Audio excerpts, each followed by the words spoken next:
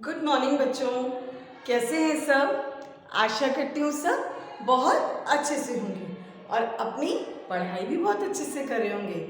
कर रहे हैं ना पढ़ाई। तो बच्चों, आज हिंदी की कक्षा में हम लोग क्या पढ़ेंगे? हिंदी व्याकरण। क्या है हिंदी व्याकरण में आज का टॉपिक? वचन।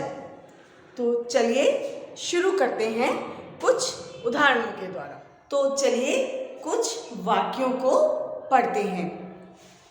हेमा के पास एक पुस्तक है, नीमा के पास 4 पुस्तकें हैं।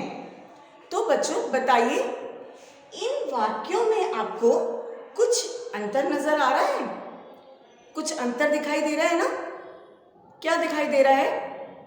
तो चलिए मैं बताती हूँ आपको क्या अंतर है। हेमा के पास एक पुस्तक है, नीमा के पास 4 पुस्तकें हैं। तो इन दोनों वाक्यों में आपको किसका अंतर नजर आ रहा है? संख्या का, है ना। हेमा के पास एक पुस्तक है और नीमा के पास 4 पुस्तकें हैं। तो दोनों वाक्यों में संख्या का अंतर है। तो क्या आपको समझ में आया कि शब्द के जिस रूप से उसकी संख्या का पता चले उसे क्या कहते हैं? वचन।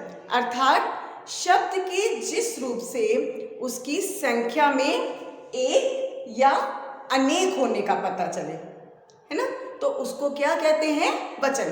तो क्या डेफिनेशन बनी? शब्द के, क्या परिभाषा हुई? शब्द के जिस रूप से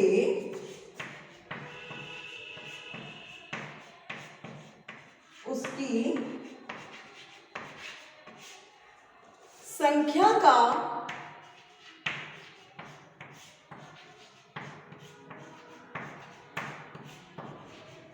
पता चले उसे वचन कहते हैं।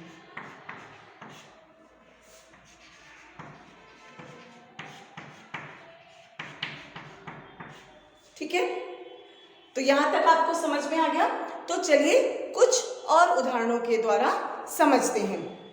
तो यहां पर बच्चों आपको क्लियर हो गया कि शब्द के जिस रूप से उसकी संख्या के एक या अनेक होने का पता चलता है उसे क्या कहते हैं? वचन कहते हैं, है ना। तो चलिए कुछ और उदाहरणों के द्वारा समझते हैं।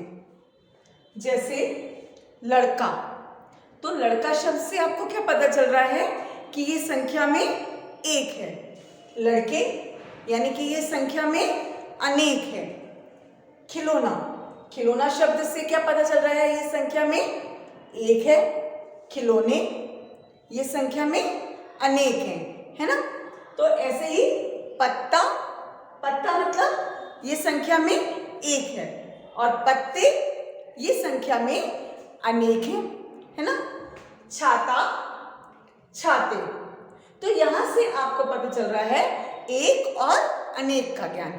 तो बच्चों यहां से आपको एक बात और भी पता चल रही है। क्या? एक बात और भी ज्ञात हो रही है। वो क्या है कि वचन को 2 भागों में बांटा जा सकता है, यानी कि एक वचन और अनेक यानी कि बहुवचन। तो आइए अब वचन के भागों के बारे में समझते हैं। तो इस प्रकार आपको क्या पता चला कि वचन 2 प्रकार के होते हैं। क्या? एक वचन और बहुवचन। तो सबसे पहले एक वचन को समझते हैं। लड़का सो रहा है, पेड़ से पत्ता गिरा, बच्चा भाग रहा है। तो बच्चों इन वाक्यों में आपको लड़का, पत्ता, बच्चा, इन सब शब्दों से आपको क्या पता चल रहा है कि ये सब क्या है? एक वचन, है ना। इन सब शब्दों से आपको किस चीज का पता चल रहा है कि ये सब क्या है? एक वचन। तो क्या पता चला कि शब्द के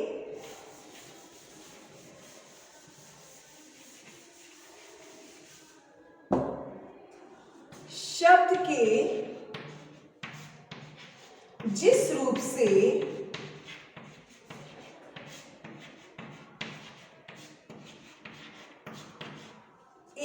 होने का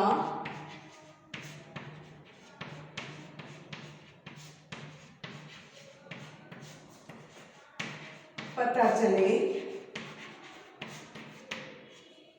उसे क्या कहते हैं? एकवचन।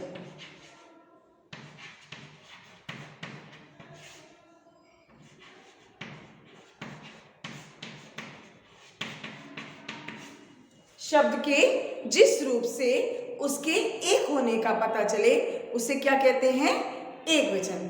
तो चलिए अब समझते हैं बहुवचन को। तो एकवचन आपको क्लियर हो गया बच्चों कि जब हमें संख्या में एक होने का ज्ञान हो तो उसे क्या कहते हैं? एकवचन। अब समझते हैं बहुवचन को। तो चलिए बहुवचन को कुछ उदाहरणों के द्वारा समझते हैं। जैसे बच्चे खेल रहे हैं, बकरियां घास चर रही हैं, लड़के पढ़ रहे हैं। तो बच्चों इन शब्दों से, जैसे बच्चे, बकरियां, लड़के, तो इन शब्दों से आपको क्या पता चल रहा है कि इनकी संख्या में एक से अधिक है ना? एक से अधिक होने का बोध हो रहा है। तो ये शब्द क्या कहलाएंगे? बहुवचन, है ना? तो क्या डेफिनेशन बनी इसकी, क्या परिभाषा हुई कि शब्द के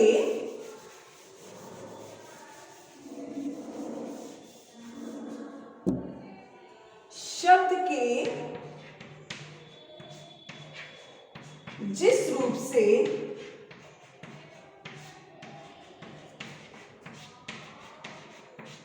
उसके एक से अधिक होने का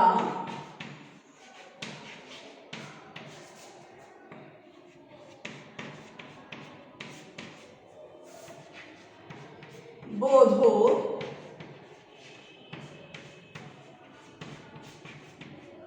उसे बहुवचन कहते हैं।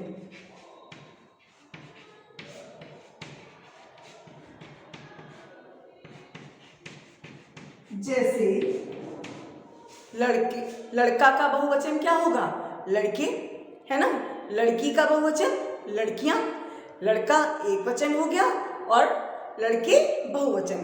तो संख्या में जब अधिक होंगे तो क्या कहलाएंगे? बहुवचन। और जब संख्या में एक होंगे तो वो क्या कहलाएंगे? एक वचन। ठीक है? तो बच्चों अब हम जानेंगे कि कुछ ऐसे शब्द होते हैं जो हमेशा बहुवचन के रूप में प्रयोग होते हैं। जैसे आंसू। आंसू के लिए हमेशा ये कहा जाता है कि जैसे उसके आंसू रुकते नहीं हैं, उसके आंसू रुकते नहीं हैं। तो आंसू यहां पर क्या है? बहुवचन। ये नहीं कहा जा रहा कि आंसू रुकता नहीं है ना? हुआ ना इसका बहुवचन में प्रयोग। और जैसे प्राण, प्राण निकल गए। ये नहीं कहा जाता कि प्राण निकल गया। तो प्राण शब्द भी क्या है? हमेशा बहुवचन में प्रयोग होता है। आंसू भी आपने देख लिया कि क्या है? हमेशा बहुवचन में प्रयोग हो रहा है ये। और प्राण शब्द भी। और हस्ताक्षर, जैसे आपने हस्ताक्षर कर दिए। तो बच्चों ये नहीं कहा जाता, जैसे मान लीजिए मैंने आपकी कॉपी में हस्ताक्षर किए तो आप ये नहीं कहते कि मैम आपने हस्ताक्षर कर दिया। हमेशा ऐसे ही बोलते हैं ना कि मैम आपने हस्ताक्षर कर दिए। तो हस्ताक्षर शब्द भी बच्चों क्या है? बहुवचन में प्रयोग होता है। तो कुछ ऐसे शब्द हैं जो हमेशा बहुवचन के रूप में प्रयोग होते हैं। और बच्चों कुछ ऐसी चीज़ें भी हैं जो हमेशा सम्मान देने के लिए आप उनका बहुवचन में प्रयोग करते हैं। तो आइए उनको भी कुछ उदाहरणों के द्वारा समझते हैं। बच्चों, सम्मान या आदर देने के लिए भी हम बहुवचन का प्रयोग करते हैं। किसके लिए? सम्मान या आदर देने के लिए, यानी कि किसी की रिस्पेक्ट करने के लिए। किसी की क्या करने के लिए बच्चों? रिस्पेक्ट करने के लिए भी हम लोग बहुवचन का प्रयोग करते हैं। जैसे आप लोग क्या कहते हैं कि पिताजी अखबार पढ़ रहे हैं, है ना? ऐसे तो नहीं बोलते हैं ना कि पिताजी अखबार पढ़ रहा है। ऐसे कहते हैं क्या कभी? नहीं कहते ना। तो क्या कहा जाता है हमेशा कि पिताजी अखबार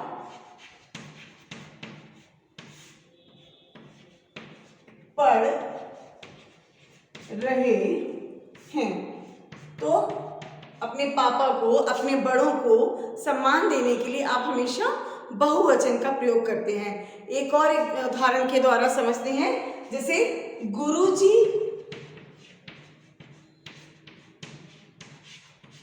आज आएंगे। गुरुजी आज आएंगे। तो यहाँ भी आप सम्मान देने की बात कर रहे हैं ना गुरुजी को, है ना? तो सम्मान देने के लिए या आदर देने के लिए भी बहुवचन का प्रयोग किया जाता है। एक वचन का वहाँ प्रयोग नहीं होता है। आप ये नहीं कहेंगे कि गुरुजी आज आएगा, पिताजी अखबार पढ़ रहा है, या दादाजी अब चाय पी रहे हैं, है ना? ऐसे तो बोलते हैं। सम्मान और आदर देने के लिए हमेशा बहुवचन का प्रयोग होता है। बच्चों, अभी आपने कुछ ऐसे शब्दों के बारे में जाना था जो हमेशा बहुवचन के रूप में प्रयोग होते थे। अब कुछ ऐसे शब्दों के बारे में जानेंगे जो हमेशा एक वचन के रूप में प्रयोग होते हैं। जैसे जनता। जनता बड़ी चली आ रही है। तो यहाँ पे ये जनता शब्द जो है बहुत लोगों के लिए प्रयोग हुआ है, यानी कि बहुत सारे लोग, है ना? तो लेकिन क्या है कि इसका एक वचन के रूप में ही प्रयोग हुआ है। ऐसे ही एक और एग्जाम्पल देखते हैं। आज बहुत वर्षा हुई। आज बहुत वर्षा हुई, है ना? तो ये तो नहीं कहा गया कि आज बहुत वर्षाएं हुई। वर्षा का वर्षाएं तो नहीं करते ना, हमेशा यही कहा जाता है कि आज बहुत अधिक मात्रा में वर्षा हुई।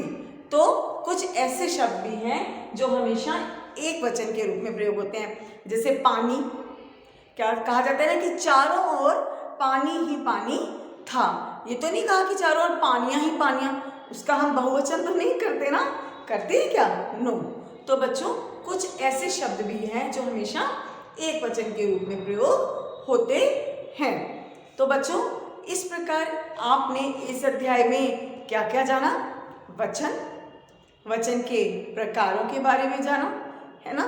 और कुछ ऐसे शब्दों के बारे में जाना जो हमेशा एक वचन के रूप में प्रयोग होते हैं, और कुछ ऐसे शब्दों के बारे में जाना कि जो हमेशा बहुवचन के रूप में प्रयोग होते हैं। और आदर या सम्मान देने के लिए भी बहुवचन का प्रयोग किया जाता है।